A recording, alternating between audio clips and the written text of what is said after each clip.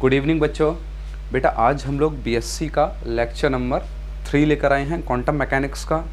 तो फर्स्ट हमारा हो चुका था इंट्रोडक्शन, दूसरा एवोल्यूशन और इनएडिक्वेसी हम लोग देख चुके थे क्लासिकल मैकेनिक्स की। आज हम लोग देखेंगे कि क्वांटम मैकेनिक्स के क्या क्या पोस्टुलेट्स हैं। तो हमारा पहला पोस्टुलेट क्या है? Exchange of energy in any experiment of quantum mechanics is discrete and quantized. कि किसी भी एक्सपेरिमेंट में, कोई भी क्वांटम मैकेनिक्स का एक्सपेरिमेंट हो, उसमें जो एनर्जी का एक्सचेंज होगा वो हमेशा एक क्वांटाइज्ड स्टेट में होगा, एक डिस्क्रीट स्टेट में होगा। और यहाँ एक और चीज़ है, जो हम लाइट को लेते हैं, मानते हैं लाइट को, यहाँ पर वो मानते हैं कि लाइट फोटोन से बनी हुई है हमारी। तो वैसे केवल स्पेशली क्वांटम मैकेनिक्स में लाइट को हम कैसे मानते हैं बेटा? फोटोन से बनी हुई मानते हैं। अब आप एक चीज़ देखिए, क्या बोल रहा है? एनर्जी किस फॉर्म में होगी? एक्सचेंज ऑफ एनर्जी किस फॉर्म में होगा? डिस्क्रीट फॉर्म में होगा। इसका फॉर्मूला होता है डिस्क्रीट फॉर्म में E इक्वल्स टू, यहाँ हम लोग NH न्यू, N यहाँ पर होता है क्वांटम नंबर, एनर्जी जो होती है E equals to NH nu होता है। NH न्यू, H होता है प्लैंक्स कांस्टेंट, न्यू होता है फ्रीक्वेंसी। N यहाँ 1 हो सकता है, 2 हो सकता है, 3 हो सकता है, N कोई भी इंटीजर हो सकता है।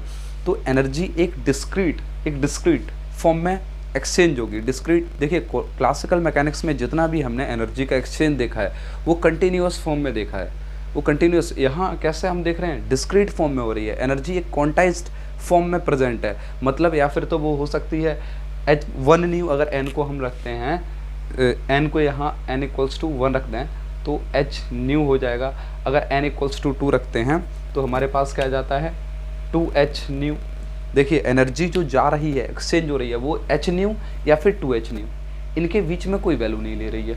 इनके बीच में मतलब हम कह सकते हैं आधा न्यू, हाफ H न्यू अगर बोल दिया जाए तो हाफ H न्यू नहीं ले रही है, या फिर तो वो H न्यू ले सकती है या फिर 2H न्यू ले सकती है। तो एनर्जी एक स्पेशल क्वांटाइज्ड स्टेट में यहाँ पर प्रेजेंट होती है, एक्सचेंज भी करती है, एक स्पेशल फॉर्म में एक्सचेंज करती है जो क्लासिकल मैकेनिक्स में नहीं करती है। देखिए दूसरा हमारा पोस्टुलेट क्या है कि The state of a quantum mechanical system is completely specified by the wave function psi x, t। देखिए बहुत अच्छा, ये एक तरीके से मैं अगर क्लासिकल मैकेनिक्स से बात करूं, क्लासिकल मैकेनिक्स को समझाना चाहूं कि अगर ये पोस्टुलेट क्लासिकल मैकेनिक्स में होता तो किस तरीके का होता है। क्या बोला? The state of a quantum mechanical system. आपने देखा है कि क्लासिकल मैकेनिक्स में अगर किसी भी सिस्टम की मुझे स्टेट बतानी हो तो हम लोग क्या करते थे वहाँ कि x को देखते थे कि हमारी पोजीशन क्या होगी, और मोमेंटम को देखते थे। मतलब पूरी क्लासिकल मैकेनिक्स में अगर हमें किसी चीज़ के बारे में पता करना है तो अगर हमें पोजीशन पता हो, मोमेंटम पता हो, तो हम सब कुछ बता सकते हैं। उसका पूरा फ्यूचर, पास्ट सब कुछ बता सकते हैं, प्रेजेंट सब कुछ। देखिए कैसे, ये भी चीज़ देखिए, जैसे अगर मेरे पास मोमेंटम है क्लासिकल मैकेनिक्स में x है, अगर मुझे काइनेटिक एनर्जी बतानी है, काइनेटिक एनर्जी तो p²/2m होता था। पोटेंशियल एनर्जी बतानी है मुझे तो देखिए mgx x का यूज़ हो गया, यहाँ काइनेटिक एनर्जी में मोमेंटम का यूज़ हो गया। टोटल मैकेनिकल एनर्जी बतानी है अगर मुझे मैकेनिक्स में तो mgx plus kinetic energy p²/2m। मतलब अगर एक्सेलरेशन बताना है तो देखो हमने न्यूटन का सेकंड लॉ भी जो पढ़ा हुआ है वो भी क्या है? The rate of change of momentum is directly proportional to force. तो देखिए अगर मुझे क्लासिकल मैकेनिक्स में किसी चीज़, किसी बॉडी के बारे में या फिर किसी के मोशन के बारे में या फिर कुछ भी जानना है, क्लासिकल मैकेनिक्स में मुझे कुछ भी जानना है तो मैं क्या करता हूँ?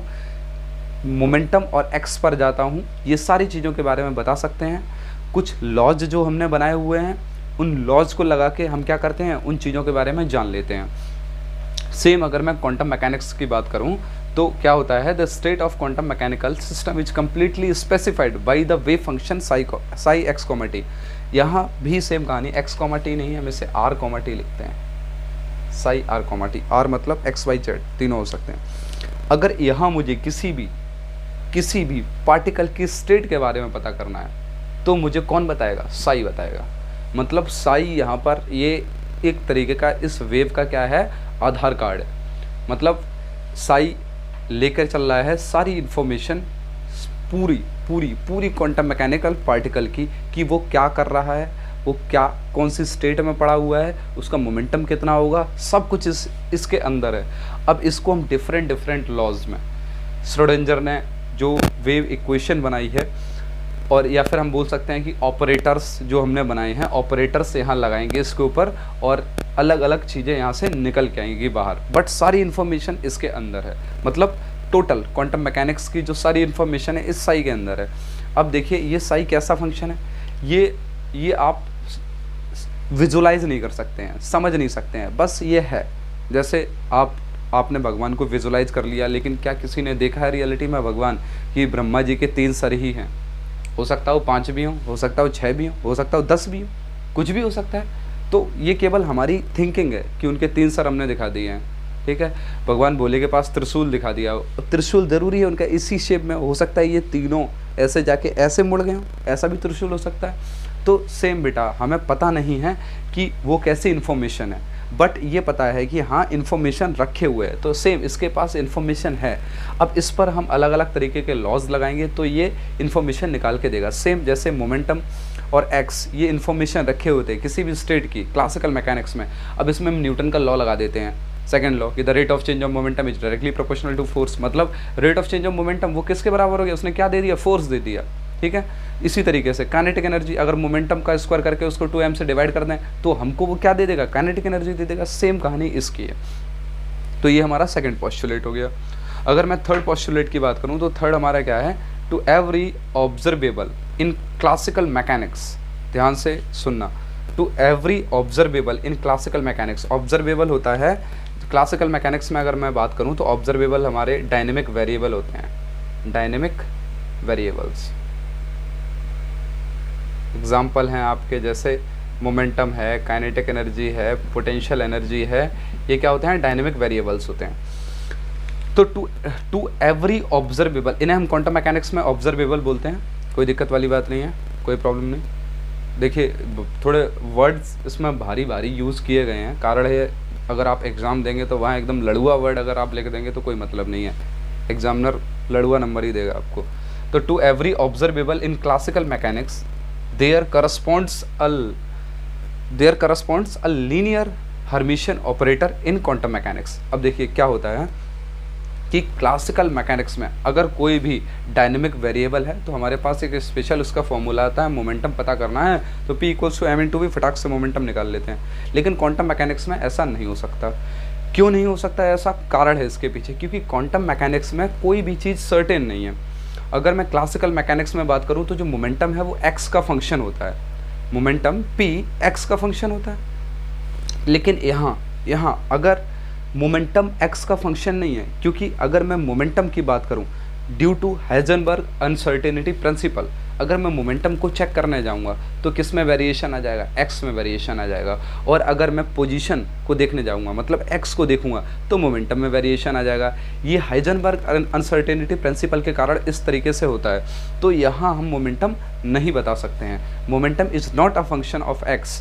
दोनों क्या हैं, दोनों वेरिएबल हैं, दोनों बदल रहे हैं। अगर मैं मोमेंटम को फिक्स करता हूँ, मैंने घड़ी देखा, मैंने कहा कि जाओ देखो उस पार्टिकल का मोमेंटम इस टाइम पे क्या है, तो आपने कहा कि सर उसका मोमेंटम इतना इतना है, तो तुरंत ही मैंने ये भी पूछा कि आप पोजीशन भी बताइए, तो आप पोजीशन, जैसे ही आप पोजीशन बताने वाले होंगे पोजीशन में अनसर्टेनिटी आ जाएगी। या फिर मैं कह सकता हूँ पोजीशन अगर आपने सर्टेन कर दी तो मोमेंटम में अनसर्टेनिटी आ जाएगी। आप फिक्स नहीं हैं, आप फिक्स नहीं हैं। अगर आपको बताना है तो एक प्रोबेबल वैल्यू बता सकते हैं उसकी, कि हाँ ये हो सकता है, ऐसा ऐसा हो सकता है, होगा नहीं, आप इसमें फिक्स नहीं हो सकते हैं। तो अगर कोई भी ऑब्जर्वेबल जो हमारा क्लासिकल मैकेनिक्स का हो उसको पता करना है क्वांटम मैकेनिक्स में, तो क्वांटम मैकेनिक्स में हम क्या करते हैं, एक ऑपरेटर यूज़ करते हैं। देखिए क्लासिकल मैकेनिक्स में सीधा हम कह सकते हैं P = क्या होता है, mv फॉर्मूला होता है, बट क्वांटम मैकेनिक्स में हम नहीं पता कर सकते। क्वांटम मैकेनिक्स में देखिए हमने एक जुगाड़ सेट किया है, या फिर हम कहें हमने एक ऑपरेटर बनाया है। ये देखिए हर्मिशियन ऑपरेटर ही होता है। हर्मिशियन ऑपरेटर क्या करता है बेटा, ये मतलब आइजन वैल्यू हमेशा ये रियल देता है, हमेशा आइजन वैल्यू ये क्या देता है, हर्मिशियन ऑपरेटर रियल देता है। तो हमारे पास ये रहा आपका मोमेंटम का ऑपरेटर। देखिए पी एक्स इसके ऊपर टोपी पहना दी equals to minus i h cut del over del x, इसे ऐसे भी लिख सकते हैं minus i h cut delta, उल्टा बना दिया मैंने, ये रहा डेल्टा आपका, तो इसको इस तरीके से भी लिख सकते हैं। अब एक चीज़ देखते हैं, पी एक्स में है, पी वाई में है, पी जेड में, अलग अलग तरीके से यहाँ से ये हम इस तरीके से निकालते हैं मोमेंटम क्वांटम मैकेनिक्स में। एक चीज़ और जान लीजिए आप, ये हर्मिशियन ऑपरेटर हम आगे पढ़ेंगे, आइजन वैल्यूज़ भी आगे पढ़ेंगे, ये सब एक तरीके से आपके केवल पोस्टुलेट्स हैं, आपको याद रखने हैं, बाकी इनमें जितनी भी सारी चीज़ें दी गई हैं हम आगे बहुत अच्छे से पढ़ेंगे। अब देखिए अगला आपका जो पोस्टुलेट है वो क्या है, in any measurement of the dynamic variable, dynamic variable मतलब observable, in any measurement of the dynamic variable associated with operator Q टोपी। देखिए ऑपरेटर है कोई, इसे हमने क्यू टोपी बना दी, बुक्स में ए भी दिया रहता है, बुक्स में ए डार्क करके दिया रहता है, टोपी पहनाने की ज़रूरत नहीं पड़ती है। अब यहाँ मैं टोपी पहनानी पड़ी क्योंकि हम कितना डार्क दिखा सकते हैं, ज़्यादा डार्क नहीं दिखाएंगे, तो मेरे पास क्या कोई है, ऑपरेटर है क्यू टोपी। ऑपरेटर को इसी तरीके से कहता है, अगर सिंपल मैं क्यू दिखा दूंगा तो मुझे डार्क दिखाना पड़ेगा ऑपरेटर के लिए, मैं डार्क दिखा नहीं सकता, वो बुक्स में दिखाते हैं इसलिए हम लोग टोपी पहना देते हैं लिखते हुए।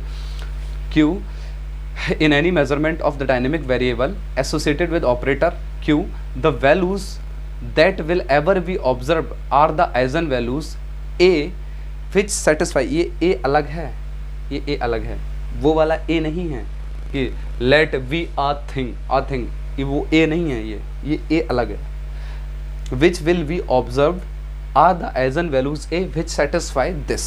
अब देखिए क्या कर रहा है, कह रहा है ये, एक बार और इसको लाइन से पढ़िए ध्यान से, in any measurement of the dynamic variable associated with operator Q cap, the values that will ever be observed are the eigenvalues a which satisfy this. अगर हम ऑपरेटर, देखिए अगर हम ऑपरेटर का यूज करते हैं किसी भी डायनेमिक वेरिएबल पर, देखिए किस तरीके से हम दिखाएंगे कि अगर मुझे कोई भी ऑब्जर्वेबल या फिर डायनेमिक वेरिएबल की वैल्यू चाहिए तो मैं क्या करूँगा, ऑपरेटर्स के पीछे लगा दूंगा और मुझे क्या मिलेगा, ऑपरेटर कुछ इस तरीके से, और यहाँ ये फंक्शन है, ये साई भी लिख सकते हैं, मैंने फाई लिखा हुआ फाई एक्स, यहाँ अगर मैं साई एक्स कॉमा टी लिखना चाहूँ जैसे यहाँ लिखा हुआ है, कहाँ गया, ये रहा आपका psi R comma T x comma T हम यहाँ लिख सकते हैं। तो ये ऑपरेटर के साथ हमें क्या मिलता है, एक ए वैल्यू बाहर मिलती है, इसे बोलते हैं हम लोग आइजन वैल्यू जो मिलती है, ये कांस्टेंट वैल्यू होती है, और अंदर क्या सेम फंक्शन जो यहाँ होता है वही हमें मिल जाता है, ये होता है आइजन फंक्शन ऑफ क्यू, इस इक्वेशन को सेटिस्फाई करता है। तो ये इस पोस्टुलेट का आपको मीनिंग समझ में आ रहा होगा कि अगर मेरे पास कोई डायनेमिक वेरिएबल है या फिर ऑब्जर्वेबल है, उसके साथ कोई ऑपरेटर को हम ऐड करते हैं, इस तरीके से उस पर कोई ऑपरेटर लगाते हैं, तो हमारे पास क्या आती है, आइजन वैल्यू आती है, साथ में वो फंक्शन खुद एक जैसा आ जाता है। ये आपका चौथा आपका क्या बोलते हैं, ये पोस्टुलेट है। अब अगला देखिए, ये पोस्टुलेट्स आपके काम में आएंगे सारे के सारे, तो इनको बहुत ध्यान से समझना है। क्वांटम मैकेनिक्स इन पोस्टुलेट के ऊपर ही पूरी बनी हुई है। अगला पोस्टुलेट क्या है हमारा, the average value of observable correspond to operator Q is, किसी भी ऑपरेटर की एवरेज वैल्यू क्या होगी, ये फॉर्मूला होता है, इस तरीके से हम लोग एवरेज वैल्यू दिखाते हैं। क्यू, इसको टोपी पहना देंगे, यहाँ मैंने डार्क करके दिखाना चाहिए था मुझे, average value of this operator minus infinity से इन्फिनिटी साई स्टार क्यू, टोपी पहना दिया psi d tau upon minus infinite से infinite psi star psi d tau. देखिए साई स्टार ये क्या होता है, कॉन्जुगेट होता है। तो एवरेज वैल्यू देखिए ये भी पोस्टुलेट है आपका, और ये भी हम लोग डिटेल में समझेंगे। फिलहाल तो आपको केवल ये याद करना है कि किसी भी ऑब्जर्वेबल की अगर मुझे एवरेज वैल्यू चाहिए तो इस तरीके से हम लोग निकालेंगे, ये हमारे पास फॉर्मूला होता है। पोस्टुलेट नंबर 6 ये आएगा, हम वहाँ अच्छे तरीके से समझेंगे, हम निकालना सीखेंगे बहुत बढ़िया तरीके से। फिलहाल आपको केवल ये फॉर्मूला याद करना है, रट्टा मारना है। अगला देखिए पोस्टुलेट क्या है कि the wave function evolves in according to the Schrodinger time dependent equation. कोई भी वेव फंक्शन इवॉल्व करता है, कोई भी वेव फंक्शन इवॉल्व करता है तो वो किसके अकॉर्डिंग करेगा, श्रोडिंगर की जो टाइम डिपेंडेंट वेव इक्वेशन है, ये क्या होती है, माइनस एच का t square upon 2m, m यहाँ पर मास होता है, एच का टी स्क्वायर होता है बेटा h upon 2 pi, Planck's constant upon 2 pi, minus h का t square del 2 psi over del x square plus v psi, यहाँ पर v क्या है, ये पोटेंशियल एनर्जी है, v psi equals to i h cut dψ/dt। ये Schrodinger की time dependent equation होती है, एक श्रोडिंगर की टाइम इंडिपेंडेंट इक्वेशन भी होती है। अब आप कहेंगे कि सर ये पोस्टुलेट में याद कर ली है, बल्कि इसका तो प्रूफ होगा। देखो बेटा, श्रोडिंगर की किसी भी वेव इक्वेशन का कोई प्रूफ नहीं है। अगर आप कहो कि ये प्रूफ नहीं है, कहाँ से आई इक्वेशन, तो ये श्रोडिंगर के दिमाग से पैदा हुई, सीधी सी बात। इसके बारे में ज़्यादा नहीं सोचना है, केवल ये श्रोडिंगर के दिमाग से निकली हुई हैं।